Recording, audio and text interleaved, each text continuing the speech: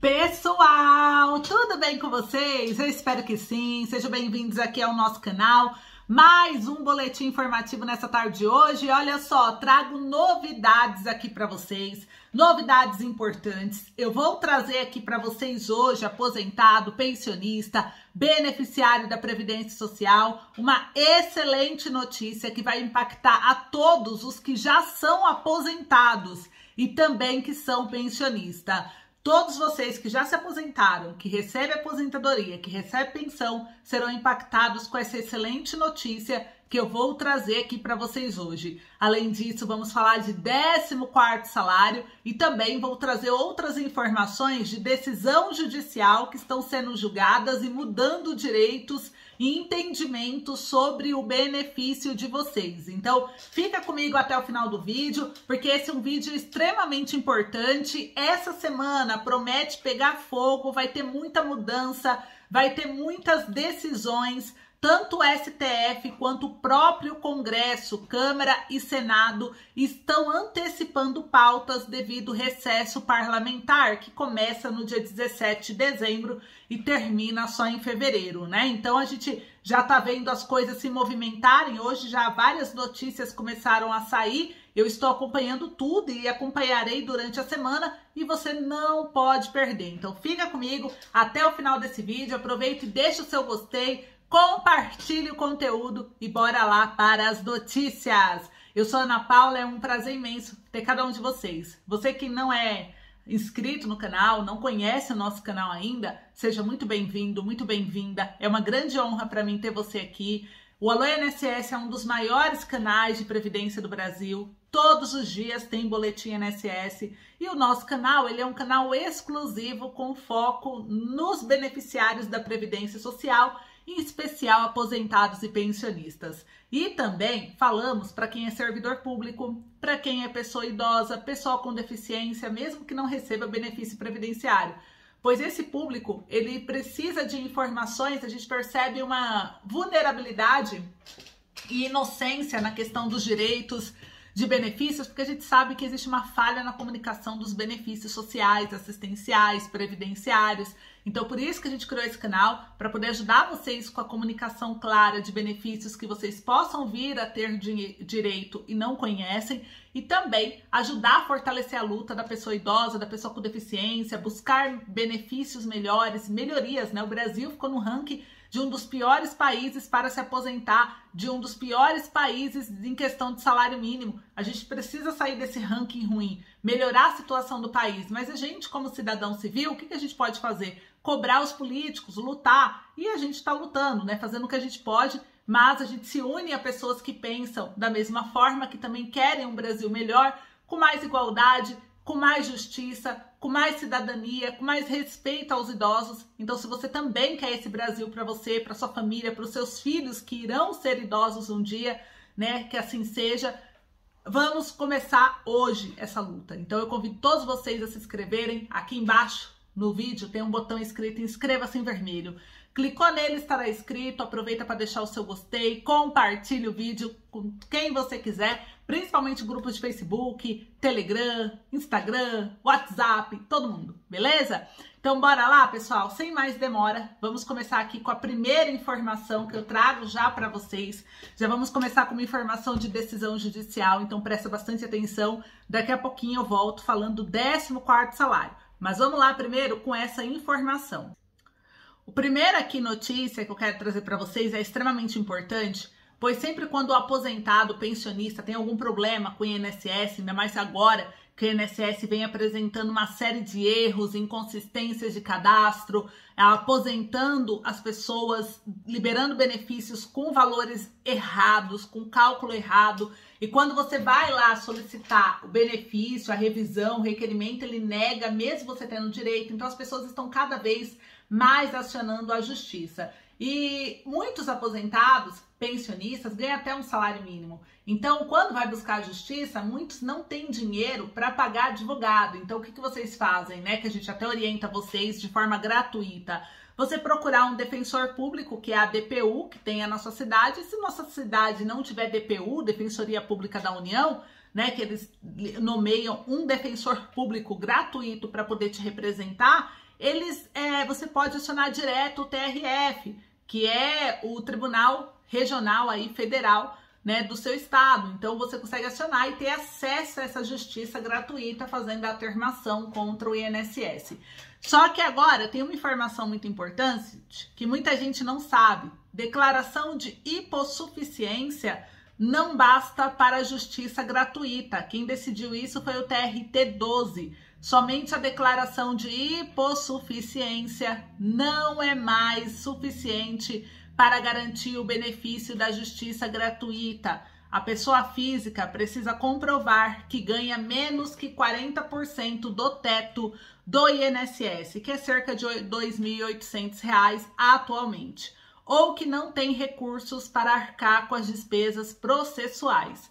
Essa foi a tese fixada pelo Pleno do Tribunal Regional do Trabalho da 12ª Região, em Santa Catarina, em julgamento de incidente de resolução de demandas repetitivas, e dos 18 desembargadores, 13 adotaram tal posicionamento. Os magistrados se basearam no fato de que a reforma trabalhista, ao prever as possibilidades de justiça gratuita, empregou a expressão de comprovar insuficiência de recursos. Isso seria diferente de simplesmente declarar uma pobreza. O processo que motivou a uniformização tem origem em Joinville, Santa Catarina. Tem alguém de Santa Catarina aí? Beijo grande para vocês, viu? E foi ajuizado por uma trabalhadora contra uma rede de supermercados. O desembargador Roberto Luiz Guglielmetto instaurou o IRDR de ofício para decidir se a declaração de hipossuficiência seria o bastante para a concessão do benefício. Entre os fundamentos levantados contra a tese, esteve a do artigo 99 do Código de Processo Civil, segundo o qual presume-se verdadeira a alegação de insuficiência deduzida exclusivamente por pessoa natural. Além disso, 5 magistrados, eles divergentes, lembraram que a grande maioria das turmas do Tribunal Superior do Trabalho considera suficiente a declaração de hipossuficiência econômica. Então, pessoal, tá aí um processo julgado que pode trazer mudanças, tá, para vocês. Então, vocês viram que para entrar com uma ação no TRF, não vai bastar apenas uma declaração de hipossuficiência, né? Então, a pessoa precisa comprovar também que ganha menos do que 40% do teto do INSS, que é cerca de R$ 2.800. Senão, tem que pagar as custas processuais ali para a entrada administrativa, para a entrada do seu processo. Então, informação importante que teve julgamento agora recente também para vocês. Uma outra mudança que teve em julgamento recente que vocês precisam saber é que está em andamento, inclusive, né? Mas já tem maioria. Licença maternidade deve começar a partir da alta. Quem decide isso é o STF, o caso foi parar no STF, Supremo Tribunal Federal. O julgamento está em andamento no plenário virtual, mas já tem maioria e a decisão vai beneficiar o nascimento de prematuros. Então o STF formou maioria também para estabelecer que a licença maternidade deve começar a contar a partir da alta hospitalar da mãe ou do recém-nascido, a que ocorrer por último. O prazo vale para casos em que a internação passe de 2 semanas e a ação foi aberta pelo Partido Solidariedade, está em votação no plenário virtual da Corte desde o dia 14 de outubro e foi finalizado com o voto da maioria do STF, né? Então agora, pessoal, a licença maternidade sempre foi com base na data do nascimento da criança. E em casos que nasce prematuro ou que a mãe ou o bebê fica mais de 2 semanas internado, a mãe acaba perdendo uma parte da licença maternidade muito importante, porque não pôde ficar com o filho ficou internado ou a mãe ficou internada.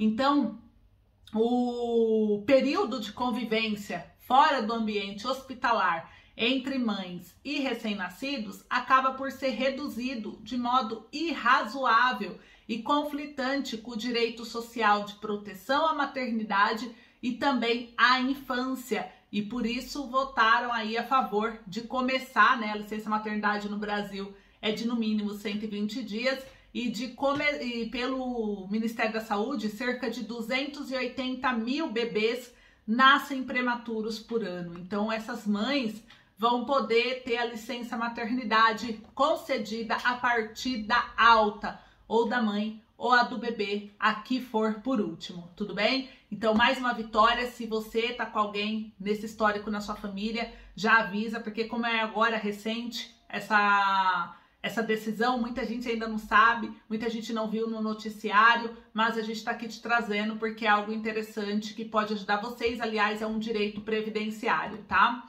Uma outra informação também, presta atenção que isso pode ter casos na sua família, ainda de julgamento também judicial, tá? TRF4 também decidiu que o menino com déficit cognitivo deve receber benefício do INSS. Pessoal, a 5ª turma do Tribunal Regional Federal da 4ª Região, por unanimidade, decidiu pela concessão pelo Instituto Nacional do Seguro Social, que é o INSS, de benefício assistencial à pessoa com deficiência para um menino de 8 anos de idade, morador de Caxias do Sul, que sofre de paralisia cerebral espástica e apresenta déficit cognitivo leve. E o que aconteceu? Segundo a mãe da criança, que ajuizou a ação em dezembro de 2021, o filho foi diagnosticado com encefalopatia hipóxico-isquêmica e paralisia cerebral espástica desde o nascimento, causando transtorno fóbico-ansiosos e déficit cognitivo. Ela alegou que, além das patologias enfrentadas, o menino vive em situação de vulnerabilidade social, haja vista que a renda total percebida pelo núcleo familiar não é capaz de prover as necessidades mais básicas da rotina diária dele. E na via administrativa, o INSS negou a concessão do benefício do garoto, levando a mãe a ingressar com o processo na justiça. Em maio desse ano, a primeira vara federal de Caxias do Sul julgou a ação improcedente. A genitora recorreu ao TRF4. Tá vendo que mesmo na justiça, gente, isso daqui é um grande exemplo para você aposentado e pensionista, porque mesmo na justiça, às vezes a primeira vara que pega o seu caso dá improcedente, você tem direito a recorrer. Essa mãe recorreu e teve a causa ganha. Quando ela recorreu ao TRF4, sustentando que foram preenchidos os requisitos legais para recebimento do benefício assistencial, a 5ª turma deu provimento ao recurso, reformando a sentença. O colegiado determinou que o INSS deve pagar o benefício desde a data do requerimento administrativo. E o relator, que é o juiz convocado do TRF4, Alexandre Gonçalves, ele destacou que, apesar do laudo médico indicar que não há incapacidade plena, o documento aponta a existência de quadro de déficit cognitivo, indica restrição a atividades que a parte autora é capaz de realizar como tarefas de baixa demanda intelectual e garante limitações à parte autora. Então, em seu voto, ele registrou que a criança tem impedimento de longo prazo de natureza mental, o que pode obstruir sua participação plena e efetiva na sociedade, em igualdade de condições com as demais pessoas. Então, está devidamente comprovado nos autos o quadro de incapacidade parcial ao pleno desenvolvimento da parte autora, acometido por deficiência mental de longo prazo, de modo que faz jus à concessão do benefício. Esse processo aqui, ele nos reflete o seguinte: muita gente, ao tentar solicitar uma aposentadoria por invalidez ou tentar solicitar um BPC-LOAS, acaba tendo o benefício negado, dizendo que a deficiência é considerada leve, que aquela deficiência não entra. Gente, mas entra. Sabe por quê? Porque o que se considera deficiência dentro da lei? O que é uma deficiência, né? Ela é algo que pode obstruir, que tem um impedimento de longo prazo para você, e em longo prazo ele entende a partir de 2 anos, acima de 2 anos, né? Vai te trazer alguma consequência, no qual obstrui sua participação plena e efetiva na sociedade em igualdade de condições com as demais pessoas. Então, se isso ocorre com você, você tem direito. Só que o INSS é cheio de coisinhas e ele começa a negar benefícios, sendo que você teria direito. Então, compartilhe essa informação que tem muita gente que não sabe, tá? E esse foi um exemplo de causa. Você viu? Ela entrou, perdeu, recorreu, ganhou. Por isso, recorrer, tem gente que fala, nem vou recorrer. O INSS já negou, a justiça já negou, não tem mais jeito, o pessoal desiste antes da hora. Tem que ir até o fim, pessoal, tudo bem? Essa mãe foi até o fim, conseguiu o BPC-LOAS. Agora, uma outra informação que eu quero trazer agora aqui para vocês, que é uma informação muito boa, por sinal, é uma notícia maravilhosa que vai beneficiar aposentados e pensionistas, e vamos falar inclusive do 14º salário, tá?